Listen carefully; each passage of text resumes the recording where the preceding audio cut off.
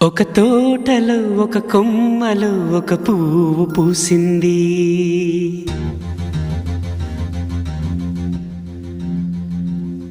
మహారాణిలా మహాలక్ష్మిలా ఆ పువ్వు నవ్వింది.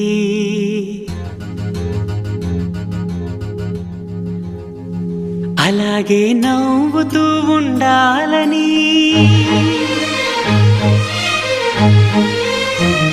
అలాగే నవ్వుతూ ఉండాలని నింగి నేల వాగు వంక చెట్టు చేమ గువగూడు ఆశీర్వదించాయి.